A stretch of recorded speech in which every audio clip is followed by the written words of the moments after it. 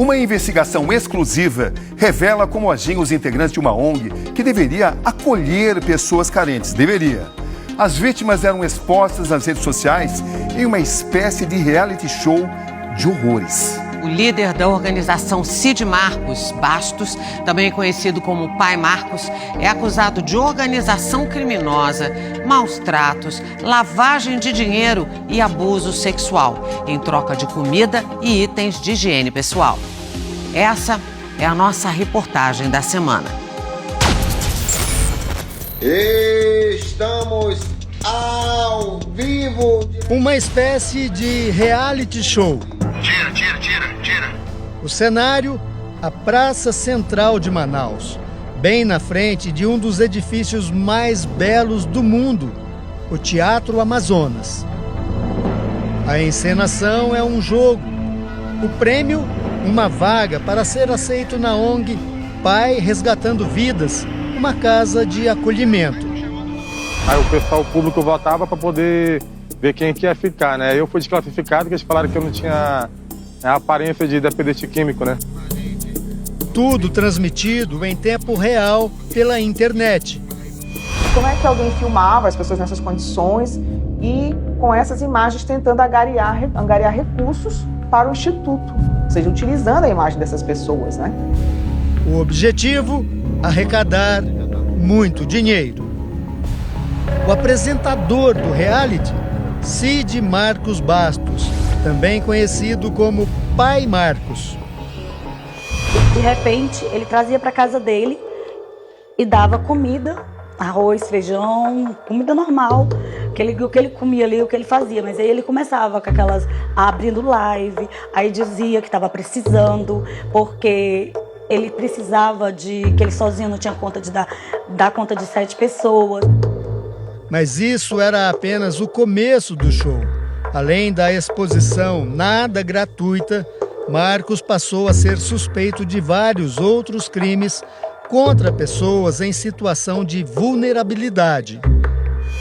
Nas investigações, nós constatamos que esses valores estavam sendo desviados da finalidade que seria atender os moradores de rua para beneficiar os membros dessa ONG. O Teatro Amazonas fica no centro histórico de Manaus, bem em frente a essa praça, que era um dos lugares onde Marcos Bastos recolhia moradores de rua para que eles participassem de uma espécie de reality show. Na verdade, segundo a polícia, um show de horrores, onde essas pessoas eram usadas como atores involuntários, num esquema que pode ter movimentado cerca de 20 milhões de reais. A história de Marcos Bastos cruza com a de Maria Solange, a mulher que ficou conhecida no Brasil e no mundo quando Madonna viu o vídeo dela que viralizou na internet. Na época, Maria Solange foi acolhida na casa que prometia apoio aos moradores de rua.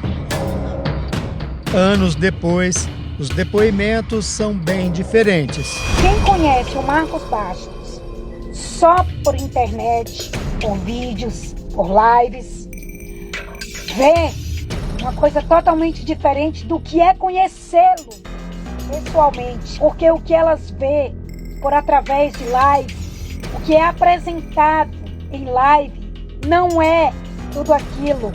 Aquilo tudo é farsa, aquilo tudo é mídia, aquilo tudo é mentira.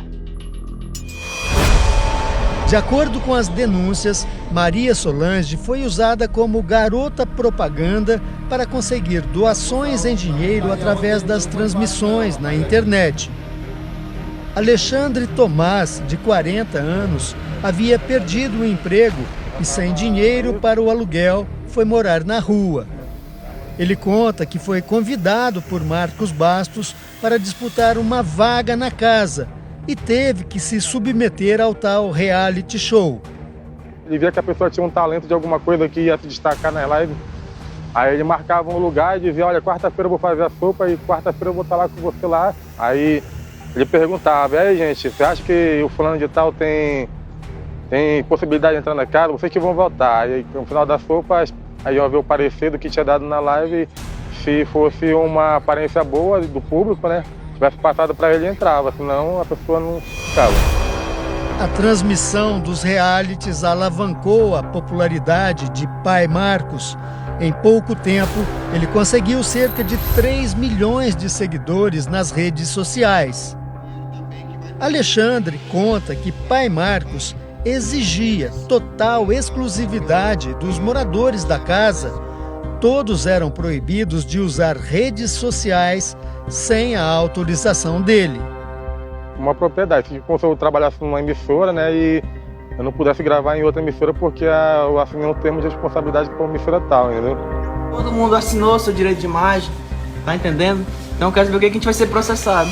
Essas pessoas iam para dentro da casa dele e ali ele mostrava essas pessoas durante todo o dia.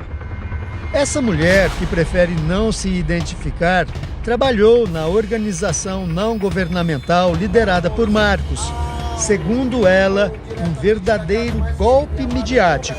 Tudo o que ele podia mostrar dessas pessoas eram mostrados.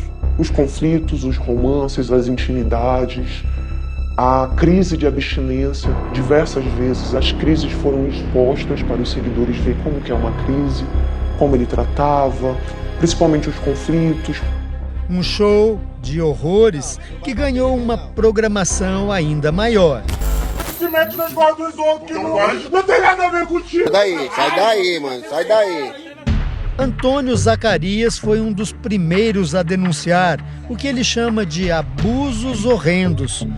Tudo cometido por Marcos Bastos. Eu só ouvi falar no Marcos Bastos quando a dona Ângela Maria me procurou, dizendo que havia alugado os 12 carros para eles. A partir disso, comecei a investigar e descobri que se tratava de um bandido. Eu diariamente denunciava ele e eu fui investigando e descobri uma série de outras coisas. As denúncias encorajaram dezenas de outros e de todos os tipos. Em 2021, Ângela Moreira usou todo o dinheiro que tinha para comprar 2 carros que foram alugados pelo Instituto de Pai Marcos. Depois disso, ela nunca mais conseguiu reaver os bens. Eu fui vítima de uma organização criminosa, de uma quadrilha. Eu comprei 2 carros financiados, o único dinheiro naquele momento que eu tinha. Você tinha vendido a casa? Sim. E o que me coube, a parte dessa casa, eu apliquei para comprar esses 2 carros para ter uma renda, para que eu pudesse me sustentar minha família, ter meu dinheiro. Pegaram, alugaram o primeiro carro, um mês seguinte alugaram outro carro e levaram para essa instituição. E meu carro tinha rastreador, eu sabia onde o carro estava. Quando eu vi o filho dele anunciando outro carro à venda e também com o nome da instituição, Pai Resgatando Vidas. O nosso carro tem que estar dando todo adesivado, né, gente? As denúncias custaram caro. Ângela passou a sofrer perseguições por parte dos seguidores e funcionários de Pai Marcos. Ele fez uma live. Nessa live, uma das seguidoras dele perguntou do meu carro. Cadê o carro da dona Ângela? Aí ele disse assim, não me pergunte sobre o carro. Se eu encontrar ela, eu vou fazer um estrago. Essa dona Ângela é uma imunda, uma senhora imunda que vive à custa dessas cobras. Assustada, a mulher teve que mudar de cidade. Você imagina o medo desse homem fazer algo comigo, com minha família? Não foi fácil. E ainda não está sendo fácil, entende? Ângela não foi a única. Muitas vítimas precisaram sair de Manaus e outras encontraram refúgio fora do país. Primeiro conheci o Marcos Bastos e o movimento que ele fazia nas redes sociais. Contribuí de todas as formas possíveis, compartilhando também financeiramente. Amigos fizeram depósitos, grupos também que eu participei. Foi diversas formas de contribuição. Grazi mora na Europa. Ela apoiou a ONG por anos, até que passou a questionar a conduta e a vida de luxo que Pai Marcos exibia nas redes sociais. Depois disso, passou a sofrer com ameaças. Grazi agora sentiu saudade dele.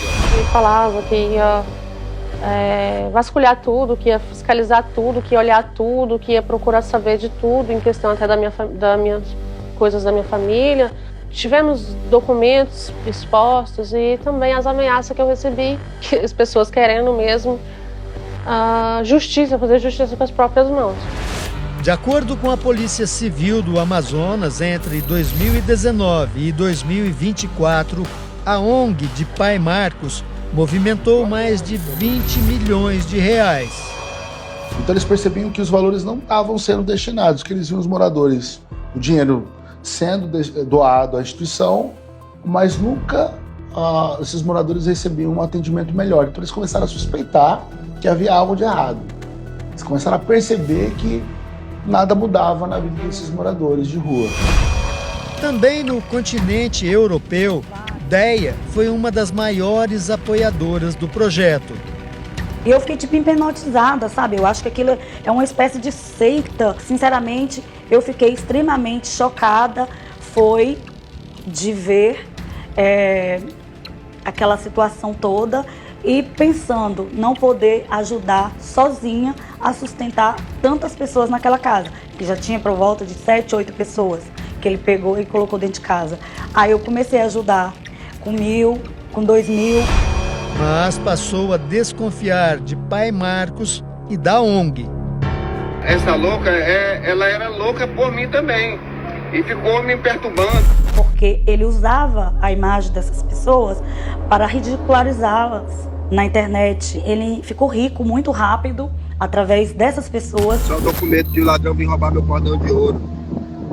Quando nós começamos as investigações, nós começamos a verificar inicialmente que havia esse desvio de valores que eram revertidos em favor dos membros da ONG e não em favor dos moradores de rua, o que por si só já representava uma grave violação de direitos humanos, já era uma circunstância grave. R$556, tá, gente? Esse dinheiro também que vai estar indo, né, pra lá. Uma outra grave acusação entrou no radar de Pai Marcos. E aí nós chegamos no fato das maiores violações de direitos humanos que eu já vi em toda a minha carreira, que no caso eram violações dessas pessoas vulneráveis, que são os moradores de rua, e eles estavam sendo ali alvos de atos sexuais por parte do Pai Marcos. Dá um beijinho aqui no pai. Gente, quando eu conheci o Marcos Bastos, ele não era o monstro que ele está sendo, não. Porque me perdoe, Marcos Bastos, mas você está sendo um monstro. Então o Pai Marcos, ele realizava atos sexuais, ele mantinha relação sexual com algumas moradoras de rua, com várias, na verdade, em troca de prato de comida, em troca de sabonete, em troca de kit de higiene, em troca de ela poder tomar um banho dentro da instituição, em troca de ter um lugar para dormir. Diversas vezes eu presenciei o Marcos dentro do quarto dele, com linternas e a porta trancada. O Domingo Espetacular teve acesso a vídeos de Pai Marcos maltratando, ridicularizando e ameaçando internos e pessoas que tiveram coragem de denunciá-lo. Porque o que eu vou te falar, se tu puxar uma chave de fenda pra cima de mim, eu te meto bala. Em um deles, Pai Marcos mostra a convicção de que está acima da lei. Eu desafio, eu peço, vem aqui todos a investigação do mundo, venha pra cá, pra dentro desse projeto. Pode vir pra cá, pra dentro desse projeto, ver se tem alguma coisa errada aqui. Uma operação da Polícia Civil do Amazonas prendeu Pai Marcos e o filho dele, o Wilson, em 2024. A rede de abusos do Pai Marcos foi desligada.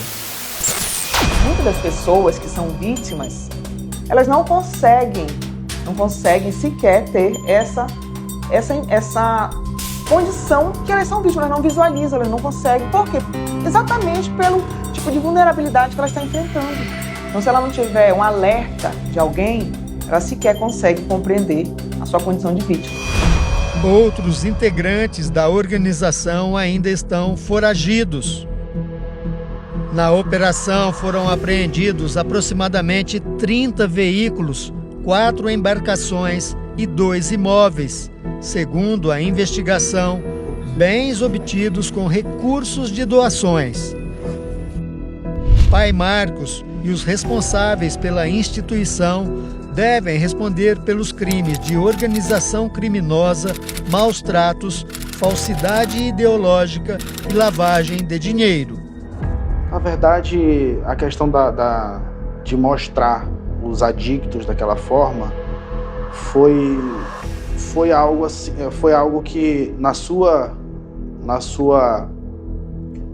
ignorância, digamos assim, ele fazia com o fito de ajudar aquelas pessoas. Existem denúncias, né, de que ele teria praticado atos sexuais com algumas das adictas e feito algumas, às vezes, ofensas e agressões contra alguns deles também.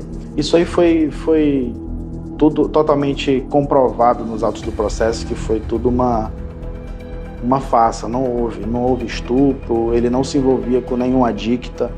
Agora, a esperança das vítimas é de que a justiça seja feita.